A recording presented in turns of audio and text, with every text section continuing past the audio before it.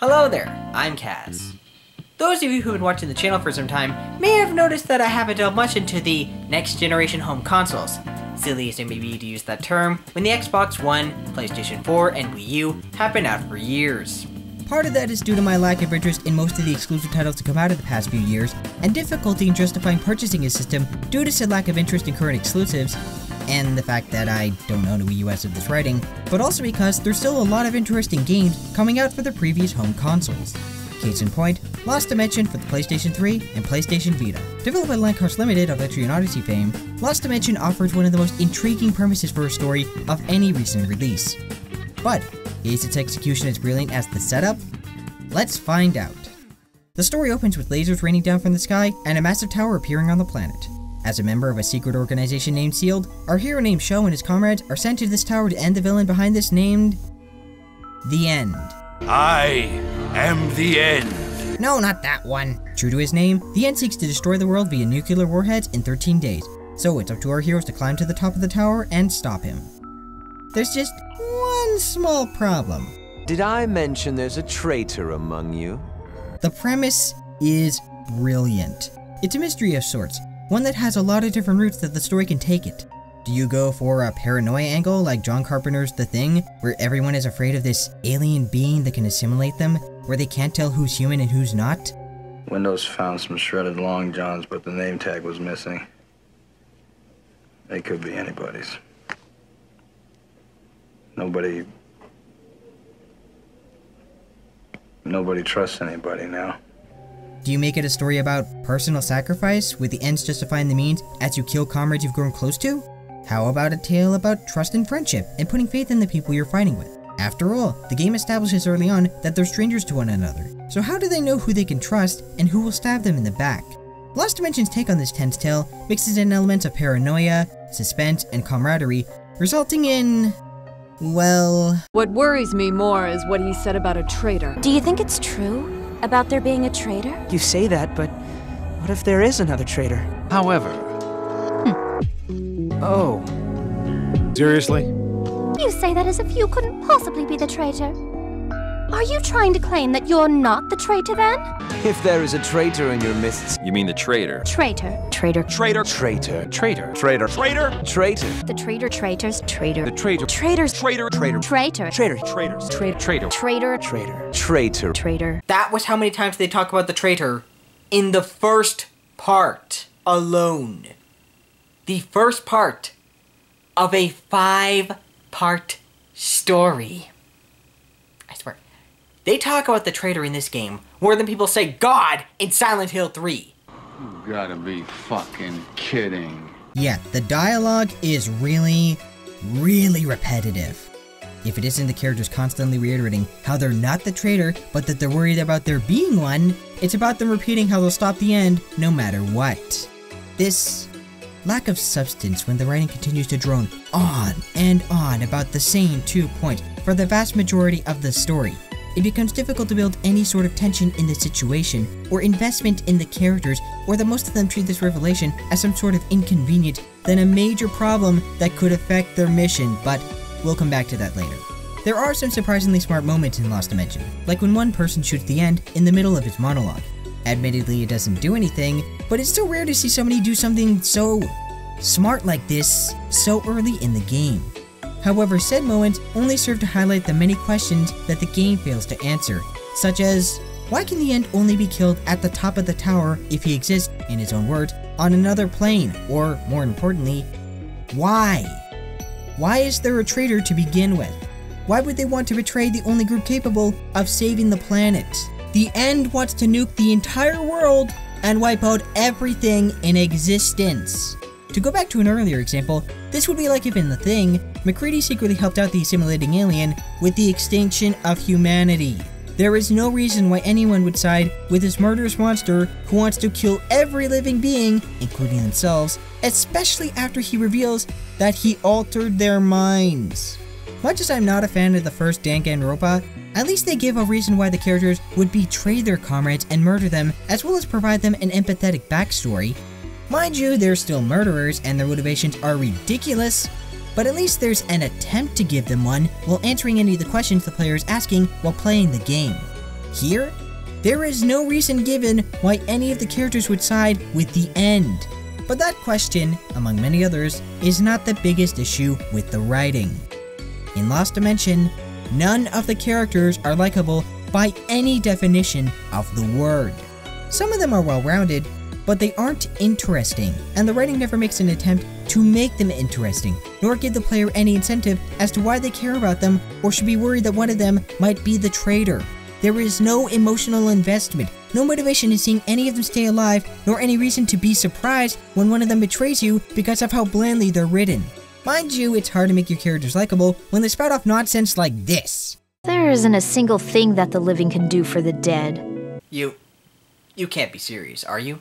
Memorial services are held only to comfort those who are left behind. Nothing more. You're really doing this! So you're saying that doing something for those who died is merely for our own gratification? Oh, go screw yourself, video game. Yeah, how dare people take comfort in mourning for their lost loved ones? Does it matter if there's a traitor in our ranks? You're an idiot. You're an idiot. Idiot! In case it hasn't been made clear, subtlety is not the writing's strong suit, though finding any part of it that could be considered strong is a struggle in and of itself. Some of the later, what can be best described as support conversations, are written half decently, but again, it's hard to say that they make you care about the characters when they say things like how they'll burn or lead to a crisp. Put simply, Fire Emblem, this is not a sentiment that applies to more than just the writing.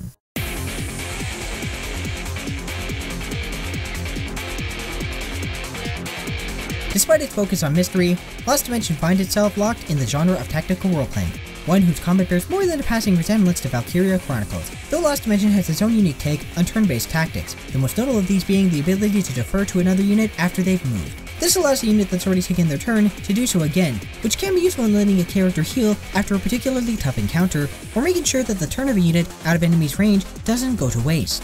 Think the Dancer class from Fire Emblem, only everyone has its ability, and that it comes with a downside, that being the toll it takes on a character's sanity. Whenever a character is attacked, uses a skill, or defers to another unit, their sanity will decrease, the latter two by a set amount. When their sanity hits 0, a character will enter a berserk state where they become fully healed because sanity can somehow heal lost sanity and boost their attack. This is both a blessing and a curse. In situations where your units are more scattered, the extra damage the condition provides can help take down tougher enemies. However, in close quarters, it's likely that one or more of your units under your command are going to be knocked out. More often than not, it's best to treat the condition rather than leave it unchecked, mainly because keeping a berserk unit on the front lines opposes the other main idea that Lost Dimension has going for it: teamwork. When one of the characters attacks an enemy, any nearby teammates can assist for additional damage. They can even help save them from taking additional damage if they can knock out an enemy before they counterattack. The problem with this focus on a team-based structure is that, while it's useful and, for enemies with high HP, essential to keep your units close together for maximum damage, so too is it easy for enemy forces to overwhelm you using the same general tactics, thus knocking your units out or rapidly lowering their sanity and causing them to wreak havoc on any nearby allies. Lost Dimension has all the right ingredients to be an excellent entry in the genre, but it bungles up the recipe by substituting frustration in place of genuine challenge. Unlike the player, who can only choose 6 units per map, the enemy AI will often approach double digits. With more enemies comes more attacks and more assists, the result of which is some of the sharpest difficulty spikes I've seen in a while, to say nothing of maps where enemies respawn, or spawn on the opposite side of the map and can hit you from afar. It's so sharp at some points that grinding becomes essential to overcome certain missions, mainly because of how many enemies can appear on them.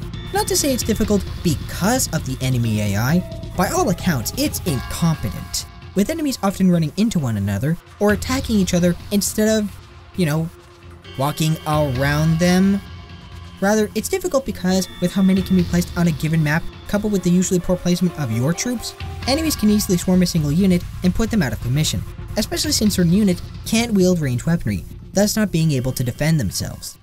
It also doesn't help that they never show you how much damage a skill, spell, or regular attack will do, or for that matter, damage from any assist. It just gives you a number as to the likelihood of an attack connecting and the possibility of a counterattack. It doesn't even tell you how likely the counterattack is going to hit you.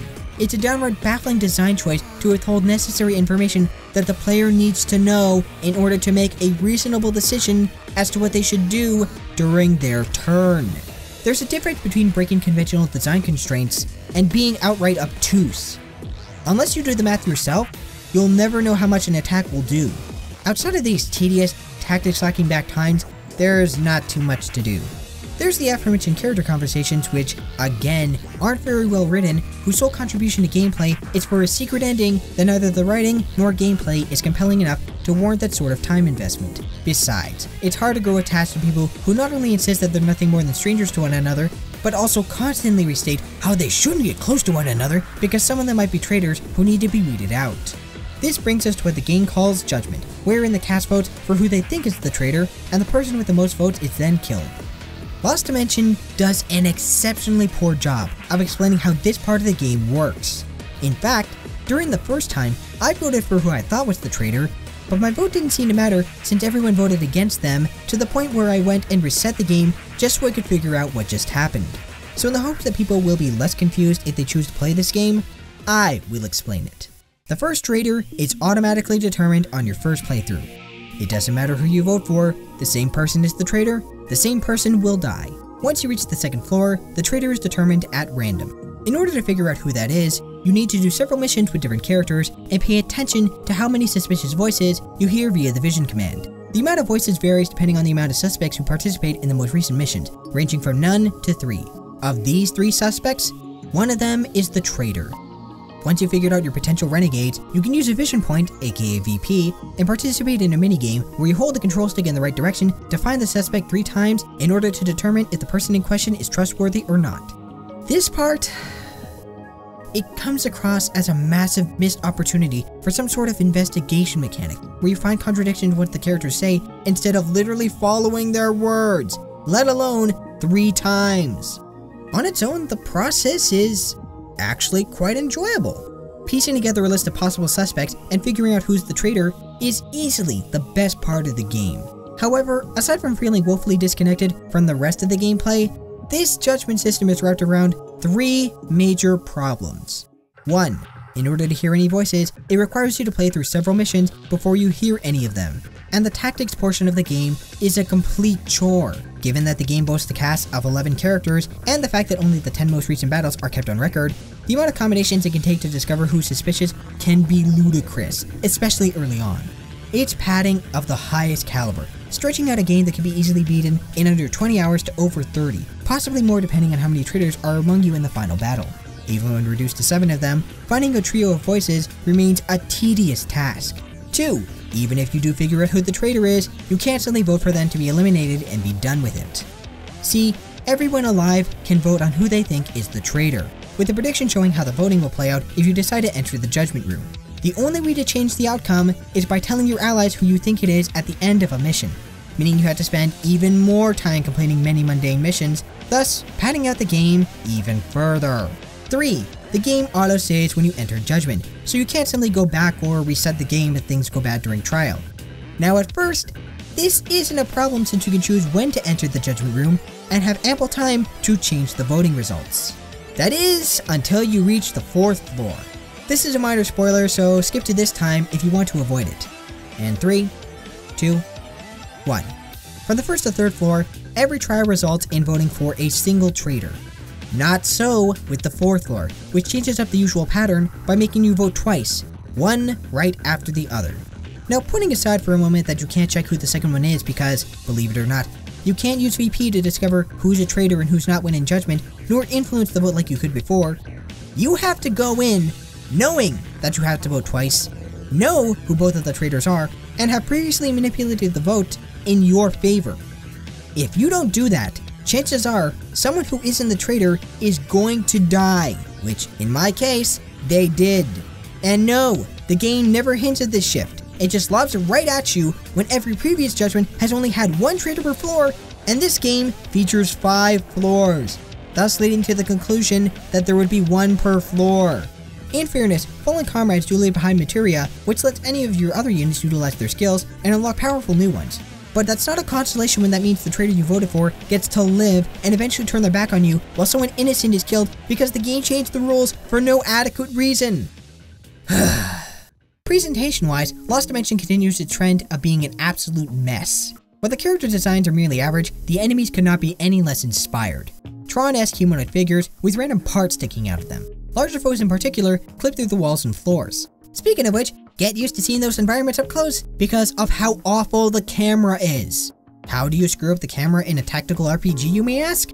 Why, by obscuring enemies and even some of your own attacks, of course. What could have presented a more dynamic view of a given area or attack ends up disorienting the player, especially with the constant loading times, fading to black, and awkward transitions between the actions on the screen or even between units. On the sound side of things, the music is only notable for existing and often feels out of place, while the rest of the voice work is, for the most part, competent in spite of the voice actors repeating the same lines more often than a character in a Frank Miller comic. Did I mention the dialogue is repetitive? Lost Dimension is, at the very least, a very fitting title for this game, because over the course of playing it, my interest in continuing to play it became lost in some other dimension. Lost Dimension isn't just frustrating because it's bad, or bad because it's frustrating. It's both of those things because it took an incredibly interesting premise and squandered any potential it could have achieved with it. Had it not been for the premise being so well done in other media, I wouldn't have stuck with this game till the end credits just to see how badly it was butchered here. Admittedly, there is some satisfaction in trying to figure out who you can and cannot trust. However, the awful explanation of how the traitor mechanics actually work, coupled with the repetitive combat and dialogue that surround it, and the utter lack of likable characters all make for one of the most disappointing titles released all year. If you're curious about the traitor mechanics, I would hold out until a price drop occurs before giving it a shot. Given how frequently Atlus's games go on sale, it's not going to be a long wait. Lost Dimension earns a 4.5 out of 10. That's all for now, folks. Until next time, game on, my friends.